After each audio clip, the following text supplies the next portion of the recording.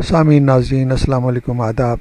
Infection control society کے صحت.نیٹ channel سے آپ کا میزبان ڈاکٹر حسن نواب آپ سے مخاطب ہے۔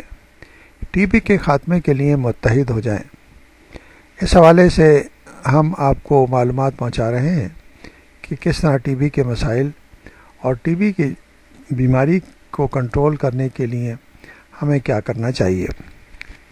یہاں سوال یہ پیدا ہوتا ہے کہ آخر وہ کون سے محرکات ہیں، وہ کون سی باتیں ہیں جن کے سبب مریضوں کی ایک بڑی تعداد آج بھی مرض کی ڈائگنوسس یعنی تشخیص اور علاج معالجے کی سہولت سے محروم ہے۔ دراصل اس کے وجوہ تو بے شمار ہیں، لیکن زیادہ تر نجی کلینک میں علاج کرانے والے مریضوں کا سرکاری سیکٹر میں اندراج نہ کروانا، سرکاری طبی اداروں میں تربیت، افرادی قوت کی کمی، US ڈالر یعنی کہ اس کے علاج کے لیے جو بجٹ کی ضرورت ہے اس کے حصول میں دشواری۔ مثلا 2016 کے بجٹ میں اس مد میں $8.3 بلین مطلوب تھے، لیکن صرف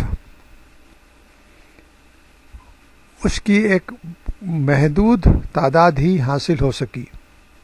اگرچہ 2 بلین کا فرق رواں برس بھی ختم نہ کیا جا سکا، تو بعید نہیں کہ 2020 تک یہ شرح 6 بلین تک پہنچ جائے، تو اس صورت میں ٹی بی کے خاتمے کا ہدف حاصل کرنا مشکل ہو جائے گا۔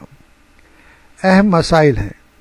دوسری جانب مؤثر ادویہ یعنی کہ ایسی دوائیں، ایسی میڈیسن، ڈائگنوسس کے لیے آلات میسر تو ہیں، لیکن مرض کے پھیلاؤ کی نسبت یہ سہولتیں بھی ناکافی ہیں۔ اس لیے ڈائگنوسس، ٹریٹمنٹ اور مریض کے ساتھ جو اس کے رشتہ دار ہیں ان کی نالج، ان کی آگاہی ہونا انتہائی ضروری ہے، تاکہ مرض کے علاج کے لیے وہ لگ کر علاج کرائیں اور اس مرض کے خاتمہ کریں۔